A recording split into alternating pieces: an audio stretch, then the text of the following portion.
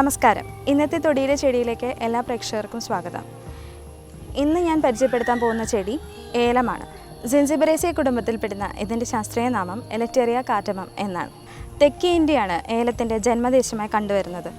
കൂർഗ്, കർണാടക എന്നീ പ്രദേശങ്ങളിലാണ് പൊതുവെ ഇത് കൃഷി ചെയ്തു വരുന്നത്. സമുദ്രനിരപ്പിൽ നിന്നും 3000 അടി മുതൽ 4500 അടി വരെ ഉയരത്തിലുള്ള തണുത്ത മേഖലകളിലാണ് ഏലം പൊതുവെ കണ്ടുവരുന്നത്. അതിപുരാതന കാലം മുതൽക്ക് തന്നെ വിദേശികൾ ഈ സുഗന്ധ വിളയ്ക്ക് വേണ്ടി കേരളത്തിൽ കച്ചവടത്തിനെത്തിയിരുന്നു.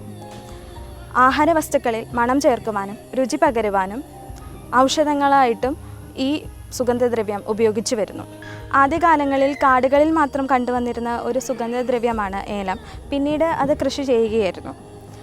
ഏലം, നേപ്പാളേലം, ചിറ്റേലം, ചെറിയ ഏലം എന്നീ പലതരത്തിൽ ഇതിനെ അറിയപ്പെടുന്നുണ്ട്. ഇന്ന് നമ്മൾ പ്രതിപാദിക്കുന്നത് ചിറ്റേലത്തെ പറ്റിയാണ്. ഇഞ്ചി വർഗത്തിൽപ്പെടുന്ന ഒരു ബഹുവാർഷിക സസ്യമാണ് ഏലം. ഭൂമിക്കടിയിലാണ് ഇതിൻ്റെ റൈസോം കണ്ടുവരുന്നത്. ഭൂമിക്ക് മുകളിൽ ഇതിൻ്റെ കപടകാണ്ഡവും കണ്ടുവരുന്നു.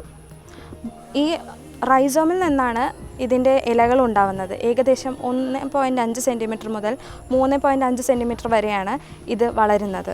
ഒരു സസ്യത്തിന് 10 മുതൽ 12 വർഷം വരെയാണ് ഏകദേശം ആയുസ്സുള്ളത്. ദീർഘാകൃതിയിൽ കാണുന്ന ഇലകൾ അറ്റം കൂർത്തിരിക്കുന്നു.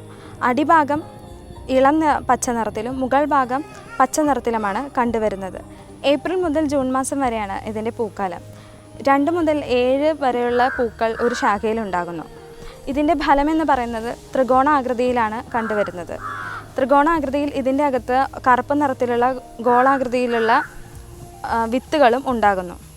ഏലത്തിൻ്റെ ഫലങ്ങൾ സുഗന്ധിയും എരിവും തീക്ഷ്ണതയുള്ളവയാണ്. 4 മാസം കൊണ്ടാണ് ഇത് പാകമാകാറ്. എല്ലാ ഫലങ്ങളും ഒരുമിച്ച് പാകമാകാറില്ല. വഴുക്ക മലബാർ, കോൺ 7, വീരപുത്രൻ എന്നിവയാണ് ഇതിൻ്റെ സങ്കര ഇനങ്ങൾ. വിത്തിൽ 10% സ്ഥിരതൈലവും 5% ബാഷ്പതൈലവും അടങ്ങിയിട്ടുണ്ട്. സ്റ്റാർച്ചും ഇതിലുണ്ട്. ഇതിൻ്റെ കൂടുതൽ ഔഷധ ഗുണങ്ങളെക്കുറിച്ച് ഡോക്ടർ CM ശ്രീകൃഷ്ണൻ നിങ്ങളോട് വിശദീകരിക്കുന്നതായിരിക്കും.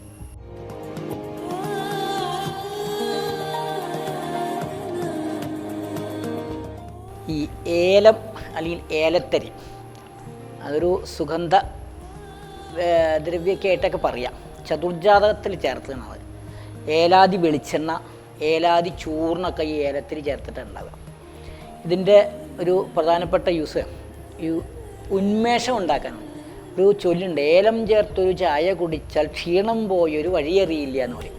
അതായത് ശരീരത്തിന് ഈ നെർവസ് സിസ്റ്റത്തിന് ഉന്മേഷം നൽകി എനർജി കൊടുക്കുന്നൊരു ചെടി അല്ലെങ്കിൽ ഒരു ഔഷധമാണ് ഈ ഏലം.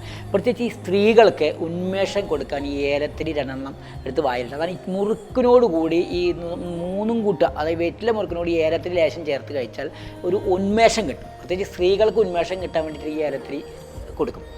പിന്നെ ഈ മൂത്രച്ചൂടുണ്ടെങ്കിൽ മൂത്രം പോവാതിരിക്കുക, അങ്ങനെയാണ് ഈ ഏലത്തിരി ഇളനീരിൽ ചാലിച്ച് കൊടുത്തു കഴിഞ്ഞാൽ അപ്പം മൂത്രം പോകും. പിന്നെ ഈ വായപ്പുണ്ണുള്ള ആൾക്കാർക്ക് ഏലം ചേർത്ത വെള്ളം കൊണ്ട് കുലുക്കൊഴിഞ്ഞു കഴിഞ്ഞാൽ അത് മാറും. പിന്നെ അത് പറഞ്ഞ പോലെ ഈ ഏലം ചേർത്ത് വെച്ച് വെളിച്ചെണ്ണ കാച്ചിയിട്ട് മേലെ തേച്ച് കഴിഞ്ഞാൽ നിറം വയ്ക്കും.